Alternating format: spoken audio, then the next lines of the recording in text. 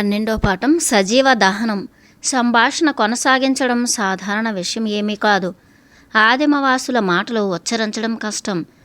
చాలాసార్లు అవి పొడవుగా దీర్ఘంగా ఉంటాయి. ఉదాహరణకు వాళ్ళు పిజ్జా జాజారా, యాకుంజింజారా అని పిలిచేవాళ్ళు ఒక తెగను. నేను బాగా జాగ్రత్తగా వినడం నేర్చుకునే వరకు చాలా విషయాలు ఒకలాగానే ధ్వనించేవి. ప్రపంచవ్యాప్తంగా ఉన్న విలేఖరులకు ఆదిమవాసుల శబ్దాలు పలకటంలో ఏకాభిప్రాయం లేదని నేను గుర్తించాను. ఒక్కొక్కళ్ళు ఒక్కో విధంగా పలుకుతారు. దానిలో తప్పు లేదు, ఒప్పు లేదు. ఎందుకంటే ఆ ప్రజలకు అక్షరమాలే లేదు.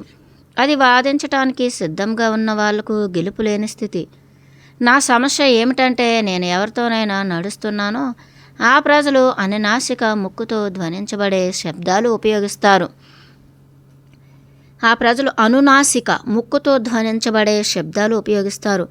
అవి పలకటం నాకు ఎంతో కష్టంగా ఉండేది. నై అనే శబ్దం చేయటాన్ని నేను నాలుకను వెనుక పళ్ళ వైపు మడవటం ద్వారా నేర్చుకున్నాను. ఇండియన్ అనే పదాన్ని ఈ విధంగా చేసి పలకటం ద్వారా నేనేం చెబుతున్నానో మీకు ఆశ్చర్యమో అర్థమవుతుంది. నాలుకను పైకి తెచ్చి గబగబా ముందుకు పెట్టడం ద్వారా వచ్చే శబ్దం ఇంకొకటి ఉంది. వాళ్ళు పాడేటప్పుడు శబ్దాలు మృదువుగా సంగీతపు స్వరాల్లా ఉన్నా చాలా శక్తివంతంగా కూడా ఉండేవి. ఇసుకను గురించి చెప్పడానికి ఇసుక అనే పదానికి బదులుగా 20 భిన్న పదాలు దాని రూపురేఖలు వర్ణించేవి. ఇసుక రకాలు తెలియచేసేవి, వర్ణించేవి ఉండేవి. అయితే నీళ్లకు కుపిలాగా కొన్ని సరళమైన పదాలు కూడా ఉండేవి. వాళ్ళు నా మాటలు నేర్చుకోవటాన్ని ఆనందిస్తున్నట్లు కనిపించేది. అంతేగాక వాళ్ళు నా శబ్దాలు నేర్చుకోవడంలో ఎంతో తేలికతనాన్ని కనపరిచేవారు. నేను వాళ్ళ శబ్దాలు నేర్చుకున్నప్పటికన్నా వాళ్ళు నాకు ఆతిథ్యం ఇస్తున్నారు కనుక నేను వాళ్ళకు సౌకర్యవంతంగా ఉండే వాటినే ఉపయోగించేదాన్ని. ఆస్ట్రేలియాలో మొట్టమొదటిగా బ్రిటిష్ స్థావరం ఏర్పాటు చేసుకునే నాటికి 200 ఆదివాసీ భాషలు, 600 భాషలు ఉన్నాయని గేఫ్ తెచ్చిన చరిత్ర పుస్తకాలలో చదివాను. ఆ పుస్తకాలు మనస్సు నుంచి మనసులో మాట్లాడటం కానీ, చేతుల ద్వారా సంకేతాల ద్వారా సంభాషించడం గురించి కానీ ప్రస్తావించలేదు. నేను పూర్తిగా సైగల భాషనే ఉపయోగించాను. వాళ్ళు సహజంగానే పరస్పరం టెలిపతి ద్వారా సందేశాలు అందుకోవటం కానీ, కథలు చెప్పుకోవటం కానీ చేసేవారు. అటువంటి వాళ్ళతో నేను అర్థం కాని సంభాషణ నేర్పటం కన్నా చిన్న సైగ సౌకర్యవంతంగాను మర్యాదగానే ఉంటుంది. ప్రపంచమంతా వాడే వ్రేళ్ల సైగలను రమ్మని పిలవటానికి, ఆగమని చెప్పటానికి అరచేతిని చూపించడం, నిశ్శబ్దానికి నోటి మీద వ్రేలు వేసుకోవడం ఉపయోగించేవాళ్ళం. మొదటి వారంలో నన్ను చాలాసార్లు నిశ్శబ్దంగా ఉండమని చెప్పేవారు. కానీ క్రమంగా నేను ఎక్కువ అడగకుండా ఉండటం, వాళ్ళు భాష ద్వారా తెలిపేదాకా ఆగటం నేర్చుకున్నాను. ఒకరోజు మేము నడుస్తుండగా వాళ్ళందరినీ నవ్వుల సముద్రంలో ముంచెత్తాను. ఒక కీటకం కుడితే బాగా గోక్కున్నాను. వాళ్ళు నన్ను అనుకరిస్తూ పగలబడి నవ్వారు. అయితే నేను చేసిన సైగకు గోక్కోవటం అర్థం నేను ఒక మొసలిని చూశానని. మేం నీటి మడుగుకు కనీసం 200 మైళ్ళ దూరంలో ఉన్నాం. అప్పుడు నేను ఎప్పుడైనా సమూహం నుంచి దూరం జరిగినప్పుడు ఎన్నో కళ్ళు చుట్టుముట్టి ఉన్నాయి అన్న ఎరుకను మేం ఎన్నో వారాలు కలిసి ఉన్న తర్వాత కానీ పొందలేదు. నేను చీకటి పడే కొద్దీ కళ్ళు పెద్దవి అయ్యేవి. తరువాత ఆ రూపాలు స్పష్టంగానే గుర్తించగలిగేదాన్ని. మా మార్గంలో అడవి డింగోలు చాలా ఉండేవని తెలిసింది. మొట్టమొదటిసారి వాటిని చూసినప్పుడు నిజంగా భయపడి సమూహం దగ్గరకు పరిగెత్తుకుని వెళ్ళి నేను కనుక్కున్న విషయాన్ని ఓటాకు చెప్పాను. అతను నాయకునితో చెప్పాడు. దగ్గర ఉన్న వాళ్ళందరూ చుట్టూ చేరి ఓదార్పుగా చూశారు. నేను మాటల కోసం ఎదురు చూశాను. వాస్తవ తెగల వ్యక్తుల నుంచి మాటలు అప్రయత్నంగా రావని, వాళ్ళు ఆలోచించకుండా ఏమీ మాట్లాడారని నాకు తెలుసు. ఓట ఆ సందేశాన్ని అందించే ముందు నేను మనస్సులో 10 అంకెలు లెక్కబెట్టుకున్నాను. ఆ సమస్య ఒక విధమైన వాసనది. నేను దానిని విని నిర్ఘాంతపోయాను. అది నిజమే. నన్ను నేను వాసన చూసుకుని మిగతా వాళ్ళ వ్యక్తీకరణ కోసం చూసేదాన్ని. దురదృష్టవశాత్తు నాకు ఏ పరిష్కారము లభించలేదు. నీళ్లు ఎంతో తక్కువగా లభించేవి. వాటిని స్నానం కోసం వృధా చేయలేను. అయినా అక్కడ స్నానపు తొట్టి లేదు. నా దగ్గర వచ్చే చెమట వాసన ఈ నల్లటి సహచరులు ఎవ్వరి దగ్గర లేదు. నేను సమస్యతో ఇబ్బంది పడితే వాళ్ళు నా వల్ల ఇబ్బంది పడ్డారు. సమస్యకు సగం కారణం నిరంతరం గోక్కుంటూ పైన చర్మాన్ని పీకటం, లోపల ఉన్న వ్యర్థమైన క్రొవ్వు కరగటం అని నేను అనుకున్నాను. స్పష్టంగానే నేను రోజు రోజుకు బరువు తగ్గిపోతున్నాను. చెమట నిరోధక రసాయనం, టాయిలెట్ పేపరు లేని మాట వాస్తవమే కానీ నేను వేరే కారణాన్ని గమనించాను. మేము తిన్న వెంటనే వాళ్ళు ఎడారిలోకి పోయి పొట్ట ఖాళీ చేసుకుని వచ్చేవాళ్ళు. దాంతో మన జీవిత విధానంలో ఉండే ఘాటైన వాసన వాళ్ళ దగ్గర వచ్చేది కాదు. 50 సంవత్సరాల నా నాగరిక ఆహారం తర్వాత నా శరీరంలోని వ్యర్థాలను తొలగించడానికి కొంత సమయం పడుతుంది. కానీ నేను ఇక్కడే ఉంటే అది సాధ్యం పడుతుంది. ఆ నాయకుడు నాకు పరిస్థితిని వివరించిన విధానాన్ని, దీని పరిష్కారాన్ని సూచించటాన్ని నేను మర్చిపోలేను. వాళ్ళు తమ గురించి విచారపడలేదు. మంచుకో చెడుకో వాళ్ళు నన్ను ఒప్పుకున్నారు. వాళ్ళ ఆలోచన మన భద్రత గురించి కాదు, ఆ మోగ జంతువుల గురించి. నేను వాటిని సందిగ్ధానికి గురి చేస్తున్నాను. ఆ తెగలలోని వాళ్ళు కుళ్ళిన మాంసపు ముక్కలు తీసుకుని వెళ్తున్నారని డింగోలు నమ్ముతున్నాయి. అందుకోసం అవి నా వెనుక పడుతున్నాయని ఓటా నాకు చెప్పాడు. అది ఎండలో కూర్చున్నప్పుడు నా నుంచి వెలువడిన వాసన ఇదంతా నాకు నవ్వు తెప్పించింది. వాళ్ళు నాకు ఏ సహాయం చేయగలిగినా నేను ఆనందంగా స్వీకరిస్తానని చెప్పాను. దాంతో ఆ మరునాడు ఎండ తీవ్రంగా ఉన్నప్పుడు మేము 45 డిగ్రీల కోణంలో ఒక కందకం లాంటిది త్రవ్వి నేను దానిలో పడుకున్నాను. తర్వాత వాళ్ళు నన్ను పూర్తిగా మట్టితో కప్పేశారు.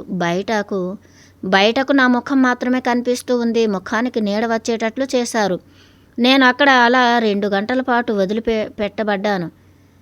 పూర్తి నిస్సహాయంగా పాతిపెట్టబడి ఒక కండరాన్ని కూడా కదిల్చే వీలు లేకుండా ఉండటం ఒక క్రొత్త అనుభూతి. అది నాకు ఇంకో వినూత్న అనుభవం. వాళ్ళు కానీ వెళ్ళిపోయినట్లయితే నేను అక్కడికక్కడే అస్థిపంజరంగా మారి ఉండేదాన్ని. కుతూహలం ఉన్న బల్లో పామో ఎడారి ఎలుకో నా ముఖం మీద నుంచి పరుగెత్తుతుందేమో అనుకున్నాను. నేను నా జీవితంలో మొట్టమొదటిసారి పక్షవాత వ్యాధిగ్రస్తుల గురించి సానుభూతిగా ఆలోచించాను. కాలునో చేతునో కదపమని చెబుతూ అవి బదులు ఇవ్వకపోవటం ఎలా ఉంటుందో పాపం అనుకున్నాను. కానీ నేను ఒకసారి విశ్రాంతిగా కళ్ళు మూసుకొని నాలోని వ్యర్థ పదార్థాలను బయటకు వదులుతున్నట్లు అద్భుతమైన చల్లని హాయినిచ్చే శుభ్రపరిచే మూలకాలు నేల నుంచి గ్రహిస్తున్నట్లు భావిస్తుంటే సమయం చకచకా గడిచిపోయింది. అవసరమే అన్వేషణకు తల్లి అనే పాత సూక్తిని ఇప్పుడు నేను అభినందించగలిగాను. అది పనిచేసింది. మేం ఆ వాసనను నేలలో వదిలివేశాం. 13వ పాఠం స్వస్థత. వర్ష ఋతువు రాబోతోంది. ఈరోజు మా దృష్టి పదంలో కాసేపు నిలిచి ఉన్న మేఘాన్ని చూసాం మేము. అది అరుదైన అద్భుతమైన దృశ్యం. అరుదుగా మేం అనంత ఆకాశపు నీడలో నడుస్తున్నాం. ఒక చిన్న చీమ బూటు కన్నంలోంచి చూసినట్లు బాల్యపు వాసనలను ప్రాధాన్యతలను కోల్పోని పెద్దలతో కలిసి నడవటం ఎంతో ఆహ్లాదంగా అనిపించింది. వాళ్ళు ఆ నీడకు ముందుగా నడుస్తారు. గాలి కాళ్ళు ఎంత నెమ్మదిగా ఉన్నాయో చెబుతూ మేఘాలను వెక్కిరిస్తారు. తర్వాత మళ్ళీ వెనుకకు నీడలోకి వస్తారు. దివ్య ఏకత్వం మనుష్యుల కోసం ఎంత అద్భుతమైన చల్లటి గాలిని బహుమతిగా ఇచ్చిందో చెబుతారు. అది మనసెంతో తేలికై ఆట విడుపుగా ఉన్న రోజు సాయంకాలానికి విషాదం ఎదురైంది. లేకపోతే ఆ క్షణానికి నీకు విషాదం అనిపించింది జరిగింది. 30 దాటిన యువకుడు గ్రేట్ స్టోన్ హంటర్ అనేవాడు ఉండేవాడు. అతని నైపుణ్యం విలువైన రత్నాలను కనుక్కోవడం. అతని పేరుకు ఈ మధ్యనే గ్రేట్ చేర్చబడింది. సంవత్సరాల తరబడి పెద్ద అద్భుతమైన ఓపిల్స్ కనుగొనడంలో అతను ప్రత్యేక నైపుణ్యాన్ని పెంపొందించుకున్నాడు. వాణిజ్య సంస్థలు బంగారు గనులలో ఇంకి ఏమీ లభించదు అని వదిలివేసిన వాటి నుంచి కూడా మేలురాళ్లను బంగారపు శుద్ధలను వెతికి పట్టుకుంటాడు. విలువైన లోహాలను ఈ వాస్తవ ప్రజలు అనవసరమైనవి అనుకుంటారు. నువ్వు దానిని తినలేవు. దానికి మార్కెట్ లేని దేశాల్లో దాన్ని అమ్మి నువ్వు తింటానని ఏమీ పొందలేవు. అది కేవలం దాని సౌందర్యానికి, అది చేసే సేవ వలన మాత్రమే విలువ కలిగి ఉంది. కాలక్రమంలో అది తెల్లవాళ్ళు చాలా విలువైనదిగా ఈ వాస్తవ వ్యక్తులు కనుగొన్నారు. భూమిపై స్వంతం చేసుకోవటం, అమ్మటం అనే నమ్మకాల కంటే కూడా ఇది మరీ ఆశ్చర్యం కలిగిస్తూ ఉంది. కాలానుగుణంగా నగరంలోకి వెళ్ళి విషయాలను తెలుసుకుని వచ్చే ఆదివాసీ యువకులకు ఈ జాతి రాళ్ళు ఆర్థిక పరిపుష్టిని కల్పిస్తాయి. ఈ గ్రేట్ స్టోన్ హంటర్ త్రవ్వటం కొనసాగుతున్న గనుల పరిసరాలలో ఎప్పుడు వెతకడు. దానికి కారణం అలా చేసిన తన పూర్వీకులను గనులలో కార్మికులుగా మార్చిన చరిత్ర అతనికి తెలుసు. వాళ్ళు సోమవారం నాడు ప్రవేశించి వారాంతం వరకు బయటకు రాలేదు. 5గురిలో 4 మరణించారు. సాధారణంగా వాళ్ళ మీద ఏదో నేరం మోపబడుతుంది. దాంతో ఖైదు చేయబడి విచారణ నేరస్తులతో పాటు బలవంతంగా పనిచేయవలసి వస్తుంది. కలుసుకోవటానికి కూడా కొంత సమయమే అందుబాటులో ఉంటుంది. ఒక్కోసారి అతని భార్య పిల్లలు కూడా పనిచేయవలసి వచ్చేది.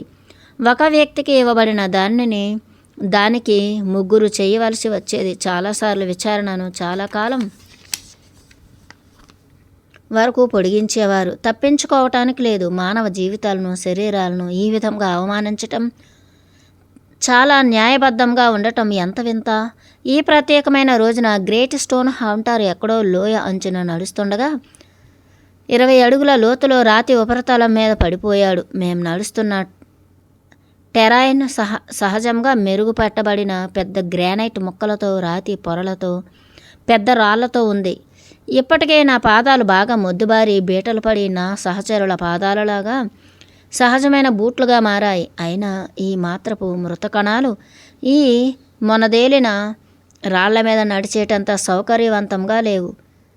నా మనస్సు అంతా నా పాదాల మీద ఉంది. పెద్ద అలమారా నిండా ఉన్న బూట్లు గుర్తుకు వచ్చాయి. గ్రేట్ హంటర్ గాలిలో మెలికలు తిరుగుతూ ఉండగా నేను అతని అరుపులు విన్నాను. మేమందరం అంచు వరకు పరిగెత్తి లోపలకు తొంగి చూసాం. అతను ఒక రాయి మీద పడి ఉన్నాడు. రక్తపు మడుగు కనిపిస్తోంది. చాలామంది మనుషులు ఆ చోటు దగ్గరకు గబగబా వెళ్ళారు. ఒకరు వెనుక ఒకరు అందుకుంటూ క్షణంలో అతనిని పైకి తెచ్చారు. అతను పైకి తేలితే తప్ప ఇంత వేగంగా పైకి రాలేడు అనుకున్నారు. అతని క్రింద ఉన్న ఆ చేతులన్నీ వరుసలో ఉన్న గొంగలి పురుగులాగా కనిపించాయి. అతనిని పైన ఉన్న నున్నటి రాతి మీద పడుకోబెట్టినప్పుడు అతని గాయం బయటకు కనబడింది. అది పెద్ద గాయం. మోకాలుకు చీలమండకు కలిపి మధ్యలో తగిలింది. ఆ ఎముక పెద్ద అసహ్యమైన దంతంలా 2 అంగుళాల బయటకు పొడుచుకుని వచ్చింది. తల ఎముక కాలిపై భాగంలో గుచ్చుకుంది. వైద్యం చేసే వ్యక్తి, స్వస్థత స్త్రీ ఇద్దరు ఆ గాయపడిన వ్యక్తికి చెరోవైపు నిలబడ్డారు. మిగిలిన వాళ్ళు సాయంత్రం కోసం నిప్పు రాజేయటం మొదలుపెట్టారు. నేను కొద్ది ముందుకు జరుగుతూ ఆ గాయపడిన వ్యక్తికి దగ్గరగా చేరాను. నేను చూడనా అని అడిగాను. వైద్యం చేసే వ్యక్తి ఆ విరిగిన కాలు చుట్టూ మృదువైన చలనంతో పైకి క్రిందకు ఊపుతున్నాడు. ముందు సమాంతరంగా, తరువాత ఒక చేయి పైనుంచి క్రిందకు, ఇంకోటి క్రింద నుండి పైకి. స్వస్థత స్త్రీ నా వైపు చూసి నవ్వి ఓటాతో ఏదో చెప్పింది. అతను ఆమె సందేశాన్ని నాకు అందించాడు. ఇది నీకోసమే. మాకు స్వస్థత స్త్రీ ఎలాగో మీ వాళ్లకు నువ్వు కూడా అలాగే అని మాకు చెప్పారు. నీకు అంతే నైపుణ్యం ఉంది అని అన్నాడు. సరే, అలానే అనుకుందాం అన్నాను నేను. స్వస్థత వైద్యుల దగ్గర నుంచి కానీ వాళ్ళ మందులు పెట్టే నుంచి కానీ వస్తుందనే భావం నాకు లేదు. చాలా ఏళ్ల క్రితం పోలియోకు గురైన ఆరోగ్యం సవాలు విసిరినప్పుడు స్వస్థతకు ఒకే ఒక మూలం ఉందని నాకు తెలిసింది. వైద్యులు శరీరంలో దానికి చెందని భాగాలను తొలగించటంతోనూ, ఇంజక్షన్ల ద్వారా రసాయనాలు అందించటంతోనూ, ఎముకలను సరిచేసి తిరిగి అమర్చటం ద్వారాను శరీరానికి సహాయం చేస్తారు. కానీ శరీరం స్వస్థత పడుతుంది అని దాని అర్థం కాదు. నిజానికి ప్రపంచంలో ఏ కాలంలోనూ, ఏ ప్రాంతంలోనూ, ఏ దేశంలోనూ ఎవరిని స్వస్థతపరిచిన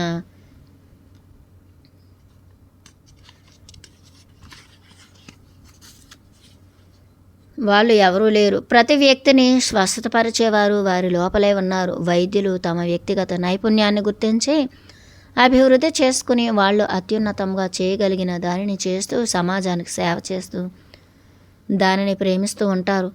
దాని గురించిన చర్చకు ఇది సమయం కాదు. అయితే నా సమాజంలో నేను కూడా స్వస్థత స్త్రీగా గుర్తింపబడ్డాను అన్న వీళ్ళ అభిప్రాయ వ్యక్తీకరణకు ఓట ఎన్నుకున్న పదాలను నేను ఒప్పుకుంటున్నాను.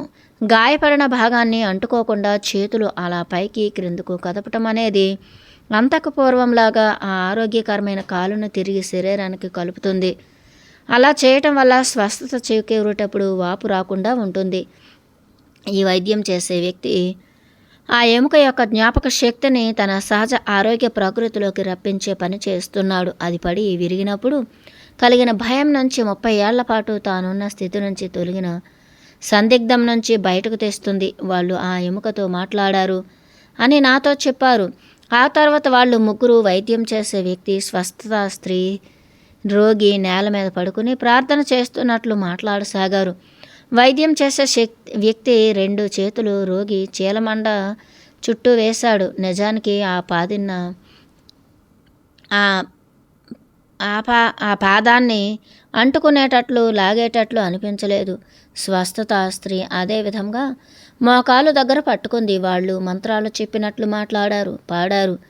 ప్రతిదీ వేరువేరుగా ఉంది. ఒక స్థాయికి చేరిన తర్వాత గొంతెత్తి అరిచారు.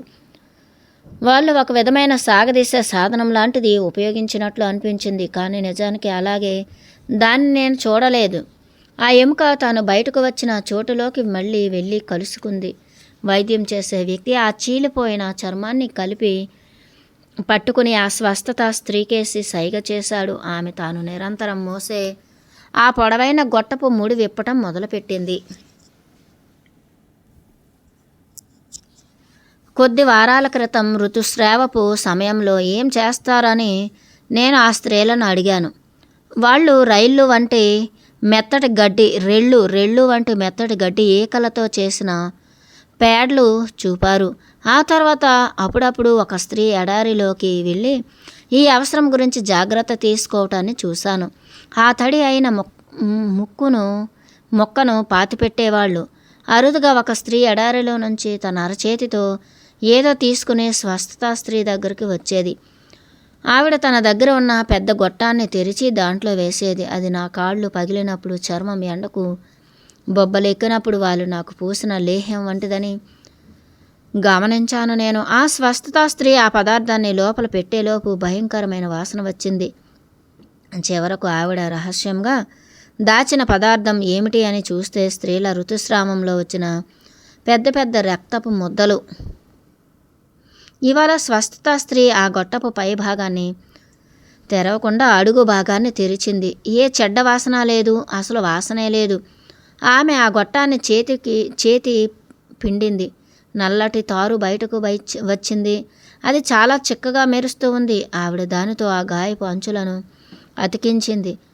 ఆవిడ ఆ గాయపు ప్రాంతం అన్నింటికీ దానిని పూసింది. కట్టు లేదు, కుట్టు లేవు, గుడ్డ లేదు, మత్తు లేదు. తొందరలోనే ఆ బాధను పక్కకు పెట్టి ఆహారం తీసుకున్నాం. సాయంత్రం వేరువేరు వ్యక్తులు ఆ గాయపడిన వాని తలను తమ ఒడిలోకి తీసుకున్నారు. దానివలన అతను పడుకున్న చోటు కంటే మంచి దృశ్యం ఎదురవుతుందని నేను కూడా అలానే చూస్తూ అతని ఔన్నత్యాన్ని అనుభవించసాగాను. దానివల్ల జ్వరం ఏదైనా ఉంటే తెలుస్తుందని, నీకోసం ఈ స్వస్థత ప్రక్రియను అంతా ప్రదర్శించడానికి ఒప్పుకున్న ఆ వ్యక్తి దగ్గరగా కూర్చుని అతనిని తాకుతూ సన్నిహితంగా ఉండాలనిపించింది. నా కోసం ఈ స్వస్థత ప్రక్రియను అంతా ప్రదర్శించడానికి ఒప్పుకున్న ఆ వ్యక్తి దగ్గరగా కూర్చుని అతనిని తాకుతూ సన్నిహితంగా ఉండాలనిపించింది. అతని తల నా ఒడిలో ఉంది. అతను పైకి చూసి నాకు కన్ను కొట్టాడు. ఆ మరుసటి రోజు ఉదయం గ్రేట్ స్టోన్ హంటర్ లేచి నుంచుని మాతో పాటు నడిచాడు. గాయపడిన ఆనవాలు కూడా లేదు. వాళ్ళు చేసిన క్రతువు ఒత్తిడినంతా తగ్గించి వాపు రాకుండా చేస్తుందని చెప్పారు. అలాగే జరిగింది. చాలా రోజులు నేను అతని కాలు వైపే చూస్తూ ఉండేదాన్ని. ఆ నల్లటి మిశ్రమం ఎండి రాలిపోతూ ఉండేది. 5 రోజులలో అది మాడిపోయింది. ఎముక బయటకు పొడుచుకు వచ్చిన చోట సన్నటి గీత తప్ప ఇంకేమీ లేదు. అతను 150 పౌండ్ల బరువు ఉంటాడు. ఆ నుజ్జైన ఎముకలతో కాలుకు అడుగున ఏ ఆధారం లేకుండా అతను ఎలా నిలబడగలిగాడో నాకు అర్థం కాలేదు. ఈ తెగవాళ్ళు ఆరోగ్యవంతులని నాకు తెలుసు, కానీ మధ్యలో వచ్చే ఇబ్బందులను అధిగమించటానికి కూడా వాళ్ళ దగ్గర ప్రత్యేకమైన సిద్ధి ఏదో ఉంది. ఆరోగ్య పరిరక్షణ నైపుణ్యం ఉన్న వాళ్ళు బయోకెమిస్ట్రీని కానీ పాంత్రాలజీని కానీ ఎన్నడూ చదవలేదు. కానీ వాళ్ళు సత్యం, అంతరాత్మ చక్కగా ఉండాలన్న ఆకాంక్ష అనే వేలకట్టలేని విషయాలు కలిగి ఉన్నారు. స్వస్థత స్త్రీ నన్ను అడిగింది, అనంతత్వం ఎంత పొడవైనదో అని. అవును, అది నాకు తెలుసు అని చెప్పాను నేను. నువ్వు ఖచ్చితంగానే అంటున్నావా? అవును, నేను అర్థం చేసుకున్నాను. నేను మళ్ళీ బదులిచ్చాను. అలా అయితే మేం నీకు ఇంకో విషయం చెప్తాం. మనుష్యులు అందరూ ఈ ప్రపంచాన్ని సందర్శించే ఆత్మలే.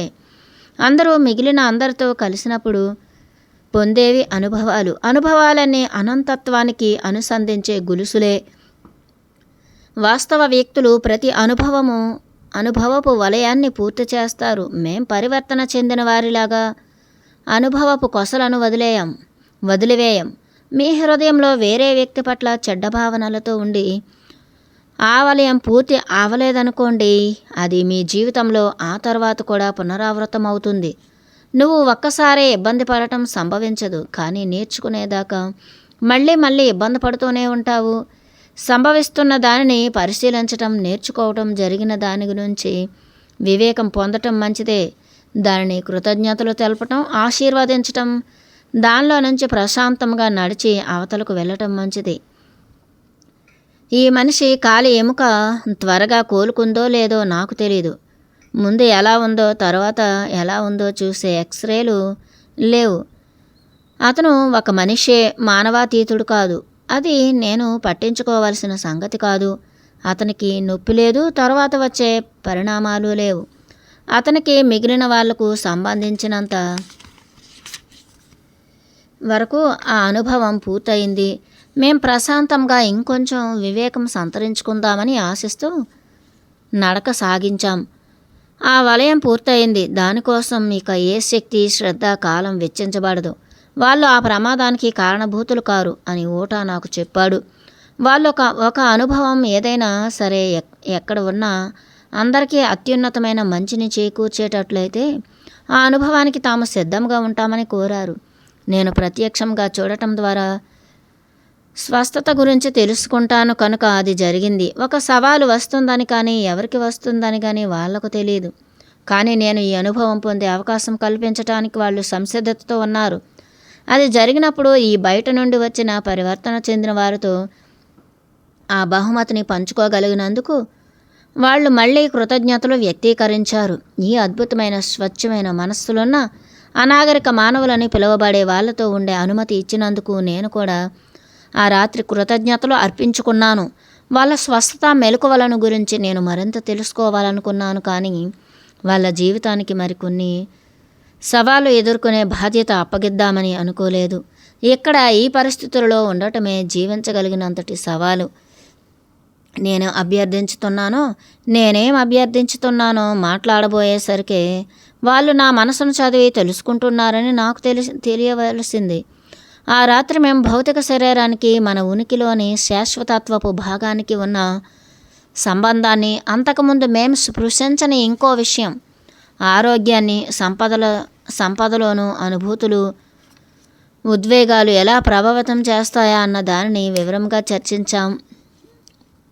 విషయాల పట్ల నీ అనుభూతి ఏమిటా అన్నది మాత్రమే నమోదవుతుంది అని వాళ్ళు నమ్ముతారు. అది మీ శాశ్వత ఆత్మలోనూ, మీ మనస్సులోనూ, మీ వ్యక్తిత్వ మూలంలోనూ, మీ శరీరంలోని ప్రతి అణువులోనూ నమోదవుతుంది. కొన్ని మతాలు ఆకలి ఉన్నవారికి ఆహారాన్ని, దప్పికగా ఉన్నవారికి నీటిని ఇవ్వడం గురించి మాట్లాడితే ఈ తెగవారు ఏమంటారంటే ఆహారం, నీళ్లు ఇవ్వాలి, అంతేకాని అది ఎవరికి వెళ్తాయో అన్నది అంత ప్రాముఖ్యత కలిగిన విషయం కాదు.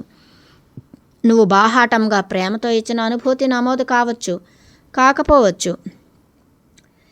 చనిపోబోతున్న ఒక మొక్కకో జంతువుకో నీరివ్వటం లేదా ప్రోత్సహించడం వలన జీవితాన్ని, సృష్టికర్తను గురించి తెలుసుకోవటానికి కావలసిన దివ్య జ్ఞానాన్ని పొందటం ఎలాగో దప్పికగొన్న వారికి నీరు ఇవ్వటం కూడా అలాంటిదే. క్షణక్షణానికి ఉద్వేగం మీద సాధించే అదుపును, నమోదును బట్టి పొందిన స్థాయిలో నువ్వు ఈ ఉనికి తలాన్ని దాటుతావు. అదృశ్యమైన అభౌతిక అనుభూతులు మనలోని శాశ్వత భాగాన్ని నింపుతూ మంచికి అంతకంటే తక్కువైన దానికి వ్యత్యాసాన్ని ఏర్పరుస్తాయి. అనుభూతి ఆలోచన వ్యక్తీకరించి అనుభూతి చెందబడే ఒకే మార్గం చర్య.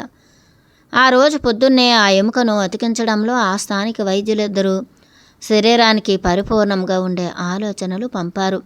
వాళ్ళ చేతులలో నుంచి ఎంత శక్తి ప్రసరించిందో అంతా వాళ్ళ తలల్లోనూ హృదయంలోనూ ప్రసరించింది. ఆ రోగి హృదయాన్ని తెరుచుకొని కోలుకోవటాన్ని స్వీకరించే స్వీకరణ స్థితిలో ఉండి సంపూర్ణమైన వెనువెంటనే కోలుకోగలనని నమ్ముతున్నాడు. నా దృష్టిలో అద్భుతమైన విషయంగా కనిపించేది ఈ తెగవారి దృష్టిలో ఎంత మామూలు సంగతో తలుచుకోవటం ఆశ్చర్యంగా ఉంటుంది. అమెరికాలో ఎంత ఆరోగ్యంగా ఎన్ని ఇక్కట్లు,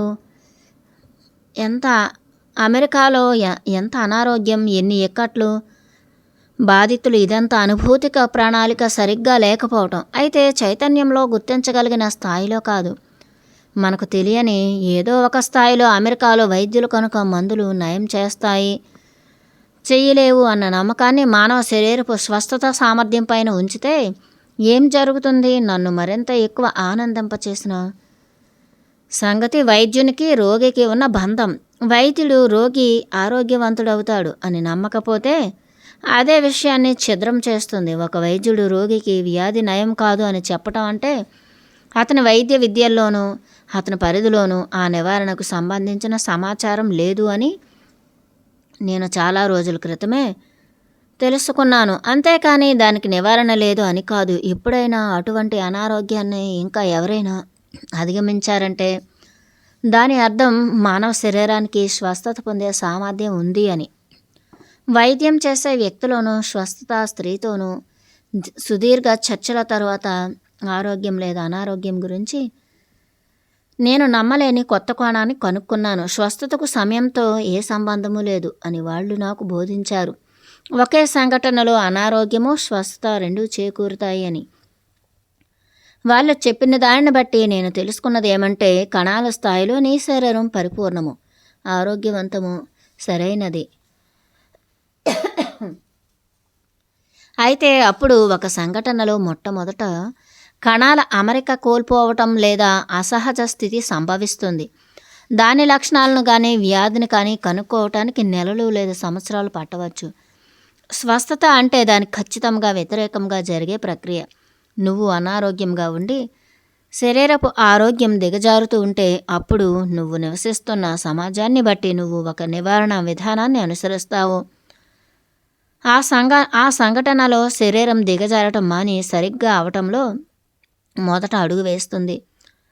ఈ వాస్తవ వ్యక్తులు మనం అనారోగ్యానికి అక్రమంగా బలి అయ్యే వ్యక్తులం కాదు. మన శాశ్వత చైతన్యపు ఉన్నత స్థాయి, మన వ్యక్తిత్వపు చైతన్యంతో సమాచారం నెరపగలిగే మార్గం మన భౌతిక శరీరమే. శరీరాన్ని నెమ్మదిపరచడం, మనకు చుట్టూ చూడడానికి, మనం సరిచేసుకోవాల్సిన నిజమైన ముఖ్యమైన గాయాల వైపు దృష్టి సారించడానికి, గాయపడిన సంబంధాలను మెరుగుపరచటానికి, నమ్మకాల వ్యవస్థలో ఉన్న ఖాళీలను పూరించటానికి, భయం వల్ల ఏర్పడిన గోడలు కరిగించటం, సృష్టికర్తపై విశ్వాసాన్ని బలపరచటం, మొద్దుబారిన ఉద్వేగాలను అంటే క్షమారాహిత్యం లాంటివి సరిచేసుకోవటం అలా ప్రస్తుతం క్యాన్సర్ రోగులకు నయం చేయటం అనుకూలమనో చిత్రాలతో పనిచేస్తున్న అమెరికన్ వైద్యులను గురించి ఆలోచించాను. వాళ్ళతో చాలామంది తమ సమకాలీనుల్లో ప్రాచుర్యం పొందినవారు కాదు. వాళ్ళు కనుక్కుంటున్నది చాలా క్రొత్తది. ఇక్కడేమో ప్రపంచంలోనే అతి ప్రాచీన వ్యక్తులు యుగయుగాలుగా తమకు అందించబడిన పద్ధతిని ఉపయోగిస్తూ దాని విలువను రుజువు చేస్తున్నారనటానికి ఇది ఒక ఉదాహరణలు ఉన్నాయి. అయినా నాగరికులం అనుకునే మన అనుకూల ఆలోచనలతో ముందుకు సాగుదాం. అది దారికి మళ్ళీ అది ఒక భ్రమ అయ్యుండవచ్చు అని, కొన్ని ప్రత్యేక సందర్భాల్లో ఎలా పనిచేస్తుందో చూసి అప్పుడు జాగ్రత్తగా ఒప్పుకుంటాం. తీవ్ర అనారోగ్యానికి గురైన ఒక పరివర్తన చెందిన వారికి వైద్యులకు అందుబాటులో ఉన్న చికిత్సలన్నీ చేసిన తరువాత మరణశయ్యపై ఉన్నప్పుడు ఆ వైద్యుడు తన శాయశక్తులా ప్రయత్నించాలని చెబుతాడు. అది నిజమే. క్షమించండి, నేను చేయగలిగింది చేశాను. ఇక మిగిలింది ఆ దేవుడి చేతుల్లో ఉంది అన్న మాటలు నేను ఎన్నిసార్లు విన్నాను. అసలు అదెంత వెనుకబాటుతనాన్ని సూచిస్తుందో తెలుసుకోవటం నవ్వులాటగా లేదు. వాస్తవ మనుష్యులు అనారోగ్యాన్ని, ప్రమాదాలను చికిత్స చేయటలో మానవాతీత వ్యక్తులు అనుకోవటం లేదు నేను. వాళ్ళు చేయగలిగిన ప్రతిదాన్ని మన శాస్త్రీయ విశ్లేషణతో వివరించవచ్చు. కొన్ని మెలకువలను అనుసరించడానికి మనం యంత్రాలను కనిపెట్టి ప్రయత్నం చేస్తున్నాం. ఈ వాస్తవ వ్యక్తులు ఏ విద్యుత్ తీగ అవసరమూ లేకుండా దానిని సాధించడానికి రుజువు. మానవ జాతి ఇబ్బందులు పడుతూ చుట్టూ వెతుకుతూ ఉంది. కానీ ఆస్ట్రేలియా ఖండంలో కేవలం కొన్ని వేల మైళ్ళ దూరంలో అతి ఆధునికమైన, మెరుగుపరచబడిన తాజా ఆరోగ్య పరిరక్షణ పద్ధతులు, అన్ని కాలాలలోనూ మానవులను రక్షించే అతి పురాతన పద్ధతులు అనుసరించబడుతున్నాయి. బహుశా ఏదో ఒకరోజు ఆ రెండు కలిసిపోయే జ్ఞాన వలయం పూర్తిగా రూపుదాల్చుతుంది. భూగోళం ఉత్సవం జరుపుకోవలసిన రోజు అది.